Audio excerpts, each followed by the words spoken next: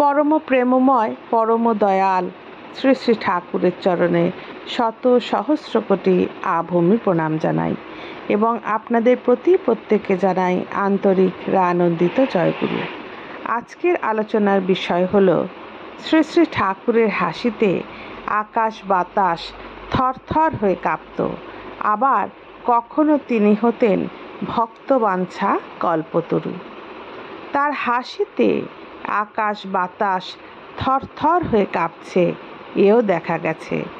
কুরুপাণ্ডবের লোকক্ষয়কারী যুদ্ধ যাতে না হয় তারই চেষ্টায় দুর্যোধনের রাজসভায় শ্রীকৃষ্ণ যখন যান, সেই সময় মন্দমতি দুর্যোধন তার অনুগামীদের সঙ্গে সলা পরামর্শ করে শ্রীকৃষ্ণকে বেঁধে রাখার চেষ্টা করেছিল। তারা ভেবেছিল শ্রীকৃষ্ণ একা, তাই দুর্বল। তন্মুহূর্তে শ্রীকৃষ্ণ রাজসভায় দাঁড়িয়ে অট্টহাসিতে সকলকে স্তব্ধ করে দিয়ে রাজসভা থেকে নিষ্ক্রান্ত হয়ে পরম ভক্ত বিদুরের ঘরে আহার্য গ্রহণ করেছিলেন। এবার পুরুষোত্তম শ্রী শ্রী ঠাকুর অনুকূলচন্দ্রের লীলাতে দেখা গেছে সন্ত্রাসবাদী রাজদ্রোহী গুপ্ত সমিতির 2 জন ষড়যন্ত্রকারী যুবক শ্রী শ্রী ঠাকুরকে তাদের দলভুক্ত করার উদ্দেশ্যে একদিন পদ্মাচরে ঠাকুরকে নিয়ে যায়। তখন সন্ধ্যা প্রায় উত্তীর্ণ, জ্যোৎস্না উঠেছে, গভীর নিস্তব্ধতা বিরাজমান। এমন সময় চরের মধ্যস্থলে উপস্থিত হয়ে বিপ্লবীপন্থী একজনের হাতে রিভলভার, অন্যজনের হাতে সুতীক্ষ্ণ শানিত ছোরা উত্তোলন করে বলল, আমাদের দলে যোগদানের শপথ গ্রহণ করে নাম দস্তখত না করলে এই মুহূর্তে হত্যা করব। এই সংকটময় মুহূর্তে শ্রী শ্রী ঠাকুরের মনে বিন্দুমাত্র ভীতির উদয় তো হলোই না, হো হো করে এমন এক অপূর্ব হাসি হাসলেন যুবক 2টি। তাদের এই ভৈরব বিকট অট্টহাসি শুনে ভীত ও সংকুচিত হয়ে থরথর করে কাঁপতে লাগল, আর অস্ত্র 2টা তাহাদের হস্তচ্যুত হয়ে ভূপতিত হলো। অস্ত্র 2টি তাদের হাত থেকে পড়ে গেল। শ্রী শ্রী ঠাকুর এইগুলো তুলে নিয়ে গভীর কণ্ঠে বললেন, দেখো, আমারও একটা দল আছে, তাহা অতি পবিত্র ও নির্মল। ধর্ম ও সৎকর্মই তার উদ্দেশ্য। তোমরা যদি তাতে যোগদান করো, আমিও তোমাদের কথা বুঝতে চেষ্টা করব। যুবক 2টি বলল, আমরা এ বিষয়ে বিবেচনা করে পরে সাক্ষাৎ করব। এই বলে তারা চলে গেল। তিনি মানুষের প্রাপ্তব্য ও গন্তব্য, তার তৃপ্তিতে জগৎ তৃপ্ত। যস্মিন তুষ্টে জগৎ তুষ্ট। এবার পরমপিতা জীব উদ্ধারের জন্য জীবের পরিত্রাতা হয়ে মঙ্গলময় দয়াময় হয়ে অবতীর্ণ।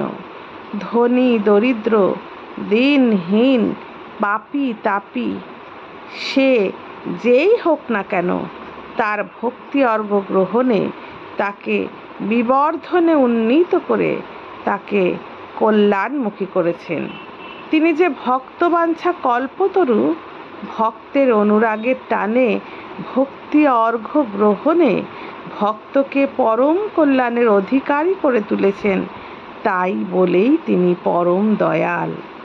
একদিন এক ভক্ত প্রাণের আকুতি নিয়ে প্রভুর জন্যে রসগোল্লা এনেছেন, শ্রী শ্রী ঠাকুরকে নিবেদন করেছেন। ঠাকুর তৃপ্তি সহকারে একটার পর একটা খেয়ে যাচ্ছেন আর বলতে লাগলেন, কি মিষ্টি। পূজ্যপাদ বরদাকে খেতে দিলেন। বরদা খেয়ে বললেন, বাবা, রসগোল্লাগুলো পচে গেছে, খাবেন না। ঠাকুর বললেন, আমার কাছে তো খারাপ লাগছে না, তাই বলে তিনি ভাবগ্রাহী জনার্দন। শুনেছি শ্রীকৃষ্ণ বিদুরের স্ত্রীর দেওয়া কলা ফেলে খোসা প্রাণ ভরে খাচ্ছেন। শ্রীকৃষ্ণকে দেখে আনন্দে নিজের সত্তা ভুলে গেছেন, কৃষ্ণময় হয়ে গেছেন।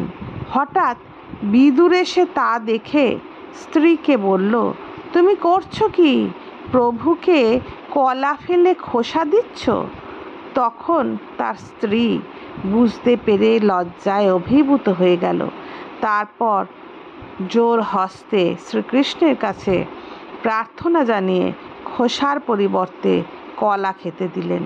শ্রীকৃষ্ণ তাকে বললেন, এখন তো আগের মতো মিষ্টি লাগছে না। এইরূপ সবরই সারা জন্ম রামের প্রতীক্ষায় জীবন কাটিয়ে দিল। প্রভু আসবেন, প্রভু আসবেন। প্রভুর জন্য কুল খেয়ে যেটা মিষ্টি লাগতো সেটা রেখে দিত। রাবণ বধ করে ফিরবার পথে রাম লক্ষ্মণকে বললেন, লক্ষ্মণ, আমার এক ভক্ত আমার অপেক্ষায় আছে, তাকে দেখেই যাই। এসে বললেন, সবরই আমার জন্য কি রেখেছ? অমনি ঝুটা কুল টপ টপ করে খেতে লাগলেন। লক্ষ্মণ বললেন, প্রভু ঝুটা কুল খাবেন না। রাম বললেন, কি মিষ্টি! ভক্ত যে ভগবানের প্রাণ, ভক্তের ডাকে তার সিংহাসনও টলে যায়। ভক্তবাঞ্ছা কল্পতরু আমরা প্রত্যক্ষ করেছি পরম দয়ালের লীলা মাধুর্যেও।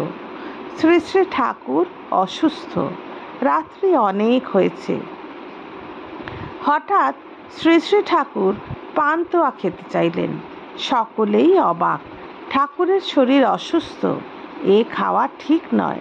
কিন্তু তিনি তো নাছোড়বান্দা। কেহ কেউ বলল, এত রাত্রে পান্তুয়া কি করে মিলবে? পাবনা শহর প্রায় 3 মাইল দূরে, এখন দোকানপাট বন্ধ, তবুও তার চাই। অগত্যা একজন বের হলো। হঠাৎ দেখল দুয়ারের পাশেই এক বৃদ্ধা মা দাঁড়িয়ে অঝোরে কাঁদছেন। কেন মা, তুই কাঁদছিস?